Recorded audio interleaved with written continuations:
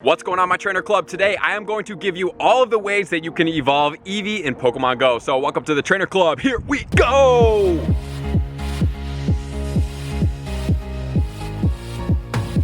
Welcome back, everybody. Let me know in the comments below, have you used all the Eevee tricks? Do you know them, or is that why you are here right now? Because today I'm going to give you number 1, the nicknames that can help you evolve. Number 2, all of the strategies that can help you evolve multiple times. And then number 3, I'm also going to give you a foreshadow projection for the Sylveon, which is going to be the fairy type Eevee evolution that's coming in Gen 6, which probably won't be for about another year. So we're going to get all that encompassed right now, and I want to shout out to Pokemon Go Hub for this amazing article, and also thetrainerclub.com all the way until Wednesday at midnight. We are going to be doing my pre-order for my sweatshirt, and then we're cutting it off and we're moving on to the next thing. So if you guys want one, that's when you're gonna have to order it by, and then we're gonna start producing, and then I will be shipping them out the following week. So I appreciate all you guys. Now let's get into the Eevee tricks using the nicknames, which you can only do one time, and then it is actually discontinued. And actually, the Eevee Generation 1 evolutions, which is gonna be Vaporeon, Jolteon, and Flareon, can only be guaranteed with the naming trick. The others is gonna be a random selection if you just go ahead and randomly evolve Eevee. So for the Vaporeon, the nickname is gonna be Rainer. For the Jolteon, the nickname is going to be Sparky, and for the Flareon, the nickname is going to be Pyro. So if you have not done this trick, all you have to do is nickname your Eevee, and it is going to evolve into the name that you have correlating. So make sure you spell your names right, make sure you're prepped and ready. So that is for Gen 1 Eevee evolutions. If you have already done this trick with the name one time, the only way to get it is to evolve an Eevee, and it is going to be a random selection of one of the 3. So that after the first name, which if you haven't done, make sure to strategically use one that is going to be worthwhile, because once it's up, let's say you have an Eevee, you really want a Vaporeon, you evolve it, you have a 33% chance of getting a Vaporeon, a Flareon, or a Jolteon. So that is unfortunately going to be the way to evolve it. Fortunately, the rest of the Eevee evolutions are going to be guaranteed utilizing different trick methods as well as the naming tricks. So let's get into those right now. As far as Umbreon and Espeon, we have 2 different ways we can acquire it. One, we can use a naming trick, but it's only going to be able to be used one time.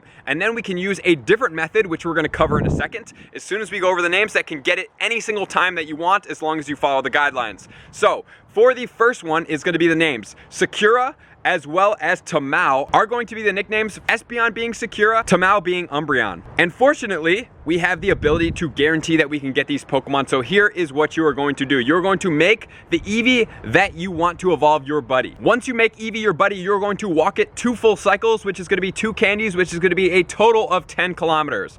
Once you have walked this Eevee 10 kilometers, you're going to have to evolve it. When you evolve it, it has to be your buddy. It has to be evolved using a GPS signal that can recognize the day or the nighttime. And when you go ahead and evolve it during the daytime as your buddy with the 2 candies walked, you are going to be able to turn it into an Espeon. And then if you use the same Eevee as your buddy with the 2 candies at the nighttime, it is going to become an Umbreon. So the only differentiating factor is that it's your buddy and that it is evolved either in the daytime or the nighttime. So everybody asks, what is the day, what is the night?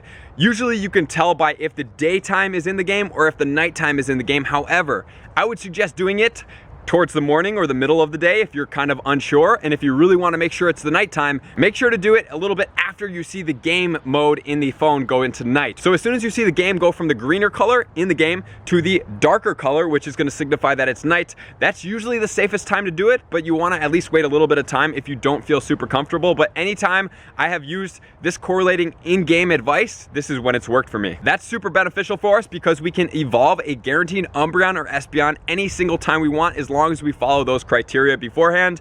And make sure to do it not in a GPS kind of iffy situation where your phone might lose GPS during an evolution, because technically speaking, if that happens, it could theoretically just evolve into a Vaporeon, a Jolteon, or a Flareon, right? Because if we don't do any of these specific tricks, you're basically going to get one of those 3, because that is just the standard. Evolve an Eevee, you're going to get one of those 3. If you evolve an Eevee, you're only going to be able to get one of those 3. You cannot go into an Espeon, Umbreon, a Leafeon, or a Glaceon. There is no option for that. Which then leads us to the latest evolutions, which is going to be the Leafeon and the Glaceon. Super easy to acquire these guys. You have two options. One, you can name it. You can name it Linnea for the Leafeon, which is only going to work one time, or you can name it Rhea for the Glaceon. Fortunately, the way to evolve these guys are super simple. The only thing you need to do is have one of the premium lore modules down. So for the Leafeon, you need the mossy lore. You need to be close enough to the lore, and then when you go to evolve the Eevee, you have to check the evolve,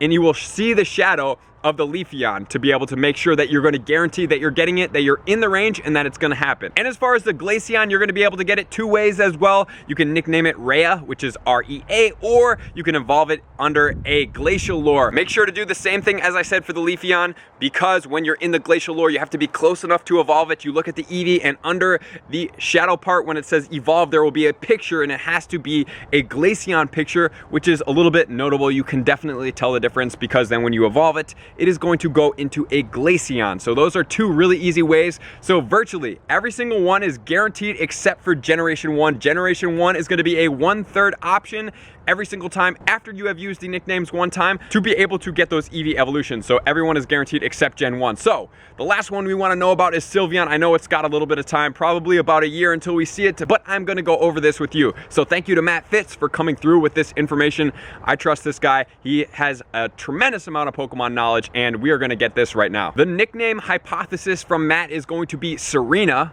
S-E-R-E-N-A, and there would be two potential ways to get it. Number one, they'd have to put out a premium lore module or work it into one of the three that are already out there that would attract fairy type Pokemon, and then evolve it like a Leafeon or Glaceon. Or number two, you'd be able to walk it similar to a Eevee with the Espeon or the Umbreon. However, what would happen is Eevee would have the charm move, and if Eevee were to have the charm move and evolved, then it would turn into the Sylveon, because it's going to be the fairy type evolution. So those are the three options. Obviously, Matt Fitz gave me the first two, the Serena and the walking, and the premium lore module was just something that I'm covering just in case that is an option. You guys may have some Eevees that you want to evolve that may be shiny from the community days, from maybe some raids or some egg hatches, so I want to make sure you guys had everything that you possibly could need to make sure to max out. Just want to put this in here for everybody just to make sure that you guys kind of have a little bit of a feel for what's going on with all the Eevees and the evolutions and where they stand. So we're going to check out the DPS times TDO. If you guys haven't checked out any of my best of the best series, you guys may want to check that out. All of the different typings have to be compared to the other different typings, because although I might say Espeon is the best psychic overall, we have to compare psychic to psychic, which we will slightly do, but we're going to do a more in-depth one that will cover all the community day Pokemon and to see where they're at. So if we're looking here, we have the Espeon Confusion Psychic, highest DPS times TDO, which is basically like the best stats overall for any of the evolutions, which is going to be at 1944. Then we have another Espeon with the Zen Headbutt. Then we have Flareon with Fire Spin Overheat, 1465. We have Glaceon. We have another Espeon. We have Flareon, we have Espeons, and then we have Leafeon for the first time with Razor Leaf Leaf Blade at 1091. And then if we go ahead and move on to the second page, we can see more of them. And then the Jolteon is going to pop up for the first time at Thundershock Thunderbolt, 1064.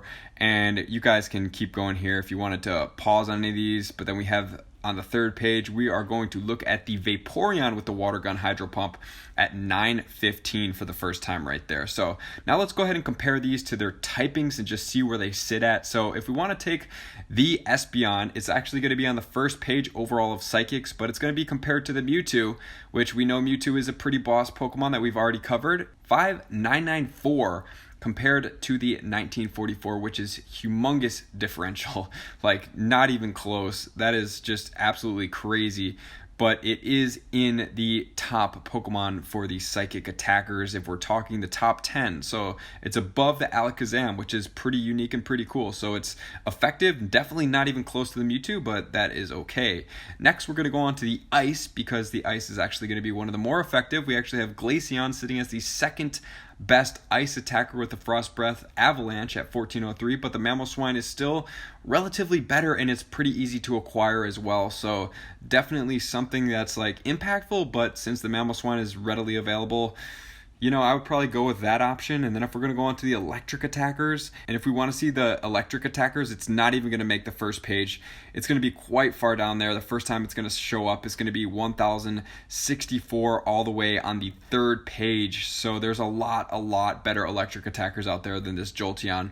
But then let's go ahead to the grass form. This is going to be the first page. If we want to see the second page, this is going to be where we see the Leafeon at Razor Leaf, Leaf Blade at 1091. So in comparison to the Roserade at 1463, 1091, not incredibly different, but enough that, you know, like Roselia, Venusaur, Torterra, there's a lot better options out there. Not incredibly better, but they're definitely out there until the Shaman comes out.